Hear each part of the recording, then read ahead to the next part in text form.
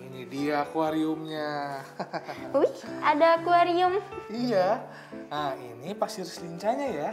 Ini Kak, Iya. sampai lupa menyapa teman-teman. Hai teman-teman, apa kabar? Semoga hari ini kalian dalam keadaan sehat dan bersemangat ya. Nah, sekarang aku dan kakak akan menghias akuarium. Jadi, Dania mau memelihara ikan. Kalian pasti penasaran kan hasilnya gimana?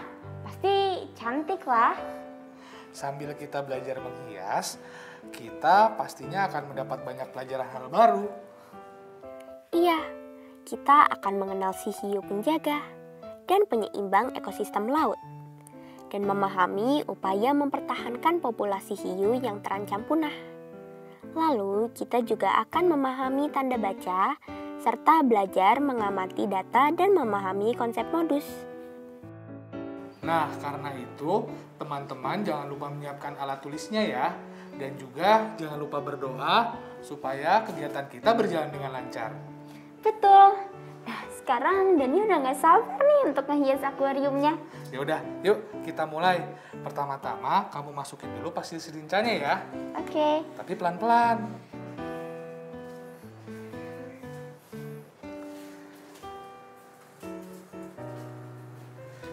Nah, setelah itu kita masukkan pupuk cairnya dan karbon aktifnya. Oke.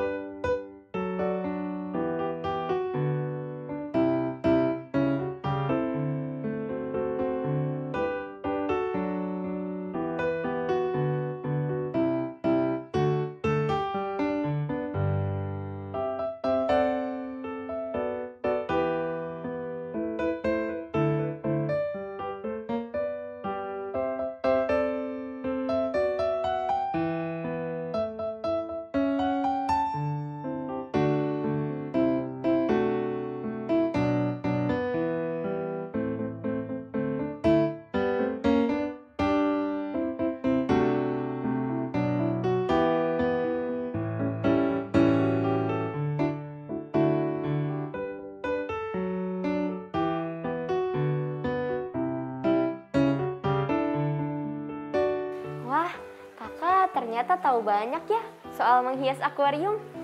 Ya karena dulu kakek suka melihara ikan juga. Jadi kakak bantu-bantu kakek. Oh iya, kakek suka melihara ikan juga ya? Kakek dulu melihara ikan arwana. Nah, ikan arwana itu biasa disebut ikan predator. Ih, serem. Iya, karena ikan arwana itu biasa disebut ikan karnivora. Nah, karnivora itu pemakan daging. Dulu kakak disuruhin kakek nyari makanan buat ikan arwana. Kayak ada cacing, cicak, terus juga jangkrik. Terus kalau misalkan kita taruh ikan kecil ke dalam akuarium, langsung dimakan sama ikannya. Ih, galak ya, kayak ikan hiu. Tapi kalau misalkan kita masukin tangan ke akuarium, bakal digigit gak? Bisa aja kamu. Kenapa harus pakai tanaman beneran, Kak? kenapa nggak pakai tanaman plastik aja? Biar lucu. Ya karena tanamannya buat ikannya nyaman. Jadi kita harus bikin ekosistem yang baik. Kamu tahu kan ekosistem itu apa? Ekosistem itu adalah suatu sistem kehidupan yang terbentuk dari sistem timbal balik antara makhluk hidup dengan lingkungan sekitarnya. Sebagai contoh, tanaman hidup di akuarium ini nantinya akan membantu menghasilkan banyak oksigen dan menyerap karbon dioksida pada siang hari untuk si ikan. Sementara itu, kotoran dari ikan akan menjadi nutrisi untuk tanaman ini. Itulah ekosistem. Oh, begitu Kak. Biar ikannya betah dan sehat terus deh. Iya dong. Tapi kamu tahu nggak ikan hiu yang kamu takutin itu? Dia itu punya peran penting loh buat menjaga ekosistem laut. Oh ya? Coba ceritain dong Kak. Hiu termasuk hewan predator yang menduduki tingkat atas dari rantai makanan. Mereka mengendalikan jaring-jaring makanan yang rumit di bawah mereka. Jika jumlah hiu berkurang, maka ikan predator menengah akan meningkat dan memangsa ikan-ikan kecil yang menjadi sumber pangan manusia lebih banyak pula. Akibatnya, manusia justru kekurangan bahan pangan dari laut. Selain itu, hiu bertugas menjaga keseimbangan laut dengan cara mendeteksi dan memangsa ikan yang sakit. Itu artinya hiu berperan mencegah penyakit menyebar ke spesies lainnya. Bayangkan, hal yang akan terjadi bila tidak ada lagi hiu yang tersisa di lautan. Sayangnya, selama 10 tahun terakhir, Indonesia menduduki peringkat pertama negara penangkapan hiu terbanyak di dunia. Berdasarkan data statistik dari Badan Pangan Dunia atau Food and Agriculture Organization atau FAO, Indonesia menyumbang angka sebesar 16,8% dari keseluruhan jumlah tangkapan hiu di dunia. Hal ini tidak terlepas dari meningkatnya permintaan akan sirip, tulang, minyak, dan daging hiu. Karena itu, Kementerian Kelautan dan Perikanan telah mengeluarkan program yang bertujuan mempertahankan populasi spesies endemik yang terancam punah. Salah satunya adalah hiu. Saat ini, hiu paus adalah satu-satunya hiu di Indonesia yang berstatus dilindungi penuh. Beberapa cara yang bisa dilakukan pemerintah untuk melindungi hiu adalah membuat peraturan tentang penangkapan hiu, terutama hiu yang hamil dan hiu anakan, melindungi habitat yang menjadi daerah asuhan dan kawasan konservasi hiu, mengurangi tingkat ancaman hiu dan pari yang tidak sengaja tertangkap dengan mengatur jenis dan jumlah alat tangkap, mengatur jumlah kapal yang diperbolehkan untuk menangkap ikan hiu, dan mengatur jumlah hari melaut dalam 1 tahun untuk setiap perahu yang menangkap ikan hiu. Melindungi hiu sama juga melindungi ekosistem laut yang menjadi salah satu penunjang hidup manusia. Jadi, melindungi hiu sama juga melindungi masa depan manusia. Oh, gitu toh. Meski hiu terlihat sangat menyeramkan, tapi dia mempunyai peran yang sangat penting. Nah, sekarang kakak mau kasih pertanyaan tentang penjelasan yang kakak jelasin tadi. Baik, Kak. Nah, teman-teman di rumah, bantu Dania jawab juga ya. Pertanyaan pertama, apa saja peran hiu dalam menjaga keseimbangan ekosistem laut? Keberadaan hiu menjaga keseimbangan rantai makanan di laut. Karena jika hiu tak ada, ikan predator menengah akan semakin banyak, yang kemudian memakan banyak ikan kecil yang menjadi sumber pangan manusia. Betul. Nah, untuk peran hiu yang kedua, Apa ya tadi? mungkin teman-teman di rumah bisa bantu Dania jawab ya.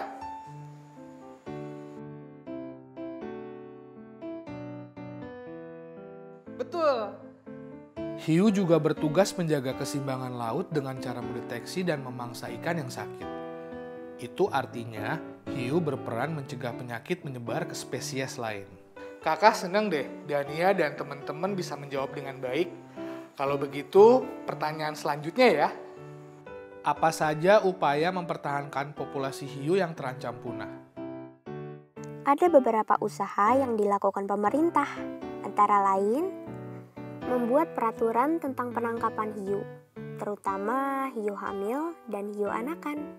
melindungi habitat yang menjadi daerah asuhan dan kawasan konservasi hiu, mengurangi tingkat ancaman hiu dan pari yang tidak sengaja tertangkap dengan mengatur jenis dan jumlah alat tangkap, mengatur jumlah kapal yang diperbolehkan untuk menangkap ikan hiu, dan mengatur jumlah hari melaut dalam 1 tahun untuk setiap perahu yang menangkap ikan hiu.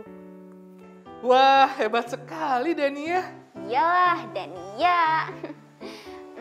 Dania seneng deh. Soalnya Dania bisa mempelajari tentang hiu. Nanti kakak ajarin Dania lagi ya tentang ikan-ikan lainnya.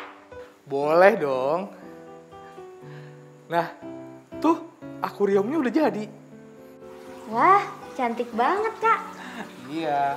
Nah, sekarang tinggal satu lagi yang harus kita masukin biar akuariumnya semakin lengkap. Ikannya. Betul. Pelan-pelan ya masukinnya. Ayo. Iya. Sambil kamu tutup.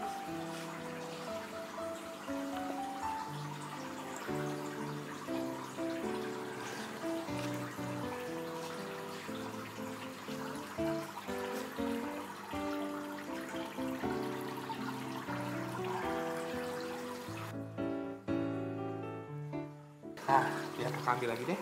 Oke. Ayo semua, kita ikut yuk ke rumah baru. Ayo, hei. Masuk. Ya. Yuk. Ada dua, ternyata dia lompat tadi. Hei, ayo cepat.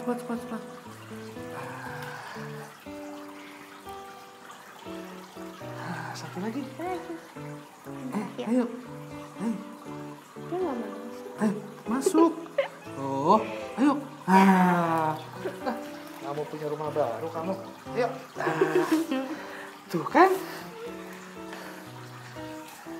Wah, kayaknya mereka seneng deh dengan rumah barunya. Iya tuh, buktinya mereka lincah.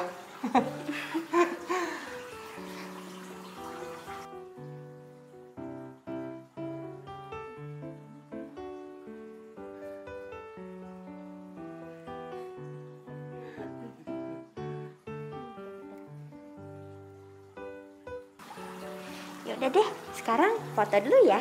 Biar Dania bisa tunjukin ke teman-teman. Yuk. 1, 2, 3.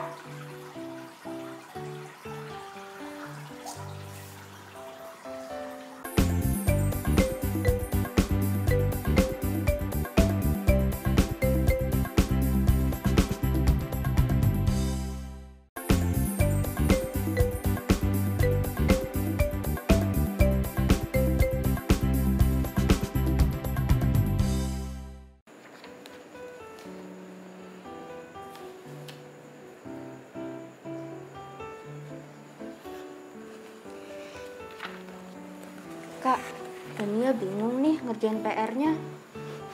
PR apa? PR menyunting tanda baca.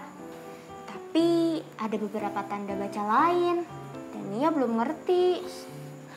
Oh gitu. Memangnya tanda baca apa aja yang udah Dania tahu? Ada beberapa. Teman-teman di rumah masih ingat kan? Ayo kita ingat-ingat lagi. Pada pelajaran yang lalu, kita sudah mempelajari tanda baca dan fungsinya. Di antaranya, tanda titik yang dipakai pada akhir kalimat pernyataan. Kedua, tanda koma dipakai di antara unsur-unsur dalam suatu pemerincian atau sebelum kata sapaan. Yang ketiga, tanda tanya dipakai pada akhir kalimat pertanyaan. Keempat, tanda kutip dipakai untuk ujaran langsung. Dan terakhir, tanda seru dipakai pada akhir kata seru, kalimat perintah, atau kata yang menunjukkan rasa marah, terkejut, kagum, atau kesungguhan. Oke, kali ini kakak mau ngajarin 3 tanda baca baru dan fungsinya ya. Yang pertama, tanda titik 2.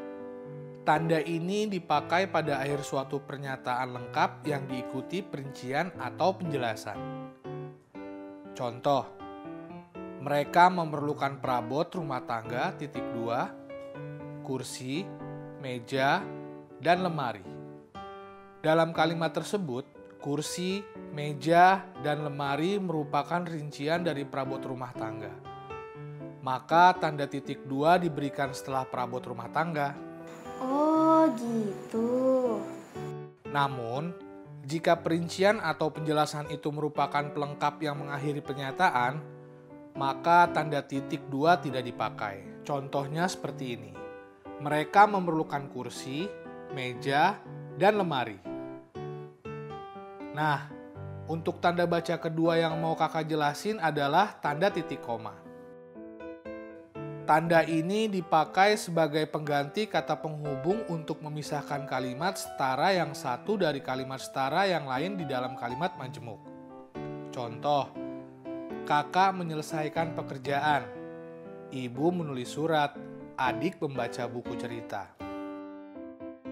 Lalu yang ketiga ada tanda kurung yang dipakai untuk mengapit tambahan keterangan atau penjelasan. Contoh, dia memperpanjang surat izin mengemudi, dalam kurung SIM. SIM dalam kalimat adalah tambahan penjelasan yang merupakan singkatan dari surat izin mengemudi. Karena itu diberikan tanda kurung. Selain itu, tanda kurung juga dipakai untuk mengapit keterangan atau penjelasan yang bukan bagian utama kalimat. Contoh, sajak Tranggono yang berjudul Ubud, dalam kurung, nama tempat yang terkenal di Bali, ditulis pada tahun 1962. Kalimat di dalam kurung adalah penjelasan yang bukan bagian utama dalam kalimat. Tanpa kalimat dalam kurung, kalimat utamanya menjadi seperti ini. Dalam kurung muncul kalimat utama saja. Oh, begitu ya, Kak. Gimana? Sudah paham? Udah, Kak. Sekarang Denia coba kerjain PR-nya ya. Ya sudah, nanti kalau sudah selesai kakak koreksi ya. Siap, Kak.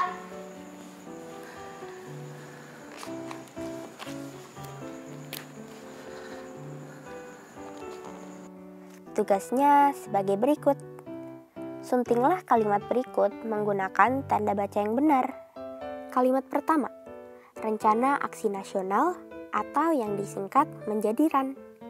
Biota laut adalah tindakan yang dilakukan pemerintah untuk melindungi hewan dan tumbuhan laut di Indonesia. Kira-kira tanda baca apa ya yang kita gunakan? Kalian ingat penjelasan kakak dengan contoh singkatan SIM tadi? Ya, kalimat ini seharusnya menggunakan tanda kurung di dalamnya.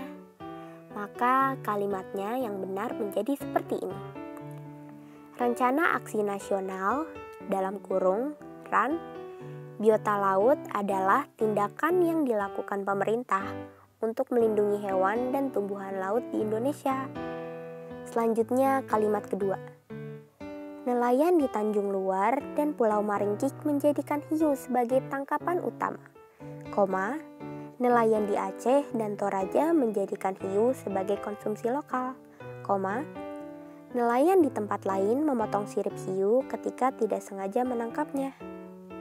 Apakah teman-teman ada yang tahu tanda baca apa yang kita gunakan di kalimat ini? Jika diperhatikan lagi, kalimat ini adalah kalimat majemuk yang terdiri dari beberapa kalimat setara yang menceritakan tujuan nelayan di beberapa daerah dalam menangkap hiu. Karena itu, tanda baca yang tepat adalah titik koma. Maka penulisan yang benar akan menjadi seperti ini. Nelayan di Tanjung Luar dan Pulau Maringkik menjadikan hiu sebagai tangkapan utama. Titik koma. Nelayan di Aceh dan Toraja menjadikan hiu sebagai konsumsi lokal. Titik koma. Nelayan di tempat lain memotong sirip hiu ketika tidak sengaja menangkapnya. Nah, tinggal satu kalimat lagi nih teman-teman. Coba kita lihat yuk kalimatnya. Selamat pagi Bapak Ibu, sapa Menteri Kelautan kepada nelayan yang menghadiri acara patihan. Wah, ini sih gampang banget. Tuh, ada teman-teman yang sudah langsung menjawab. Tanda baca yang digunakan adalah selamat pagi Bapak Ibu, dalam kalimat ini merupakan sapaan langsung, maka harus diberi tanda kutip, bukan? Maka kalimat yang benar adalah tanda kutip. Selamat pagi Bapak dan Ibu, tanda seru dan tanda kutip. Sapa Menteri Kelautan kepada nelayan yang menghadiri acara pelatihan. Gimana? Teman-teman di rumah sudah mengerti kan? Kalau Dania sudah selesai mengerjakan, tinggal dicek sama kakak deh. Beneran udah semua? Udah kak, coba dicek nih. Sini coba lihat, cepet banget. Wah iya, Dania hebat loh. Udah bener semua kok. Terus ada PR apa lagi? Ada PR matematika kak, berhubungan dengan modus. Oh ya, mana? Ini kak.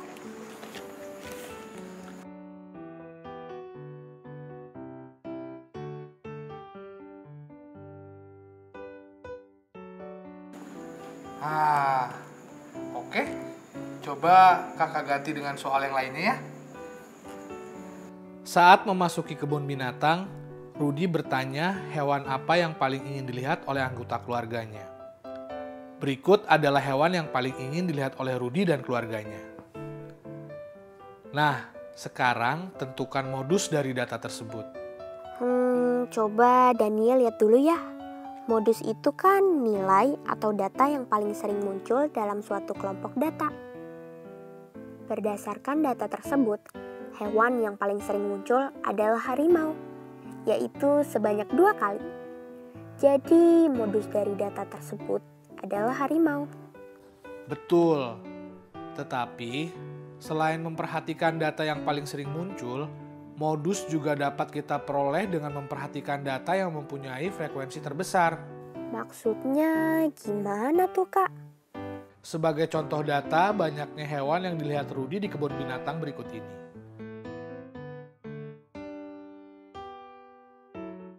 Yang mempunyai frekuensi paling besar dalam data adalah orangutan, yaitu sebanyak 13 ekor.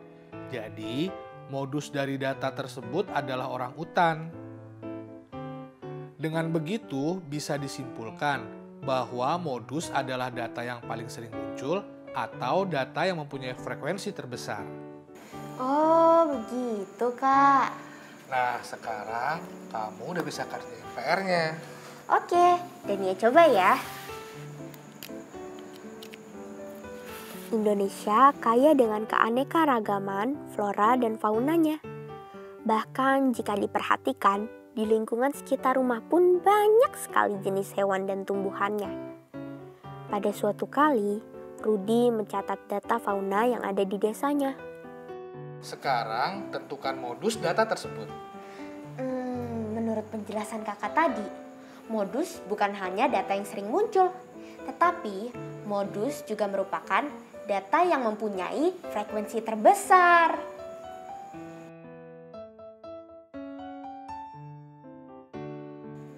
Betul! Berarti kamu sudah paham dong dengan konsep modusnya? Sudah dong kak, makasih kak.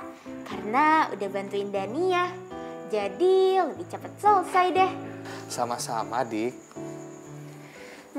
Ngantuk banget. Mau tidur ya? Iya kak. Oh iya, makasih ya kak udah ngizinin Dania untuk memelihara ikan. Dan juga udah nyiapin akuariumnya. Iya, sama-sama. Kakak juga seneng kok kalau Dania mau melihara hewan peliharaan. Karena dengan Dania merawat hewan peliharaan, Dania jadi belajar disiplin dan tanggung jawab. Nanti kakak coba ngomong sama ibu dan ayah. Kalau akhir pekan kita ke tempat penangkaran penyu di Pantai Batu Hiu. Beneran kak? Hore, makasih ya kak. Pokoknya di sana nanti Dania bakal gendong penyunya, terus kasih makan. Harus dong. Dan nanti kalau kita lagi beruntung, kita bisa melepaskan tukik ke lautan lepas. Wah, seru banget ya kak. Nah teman-teman, sekian pertemuan kita hari ini. Tetap belajar dari rumah ya. Jangan lupa untuk menggunakan masker, mencuci tangan, dan menjaga jarak. Agar kita dapat mencegah penyebaran virus COVID-19. Sampai jumpa. Tetap belajar dari rumah ya teman-teman. Jaga jarak, rajin cuci tangan, dan pakai masker agar kita ikut mencegah penyebaran COVID-19. Sampai jumpa.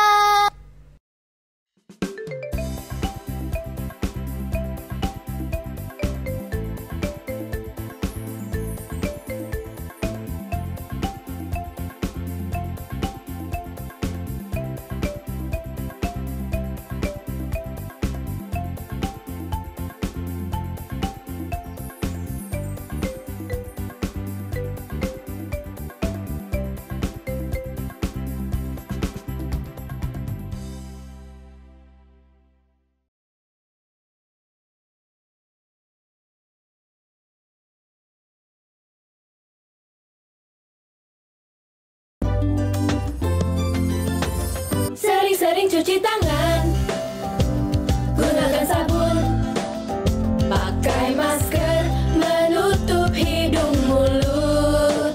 Jangan lupa jaga jarak saat ketemu orang. Makan yang bergizi, jaga kesehatan. Anak Indonesia, anak Jangan kendor, jaga kesehatan.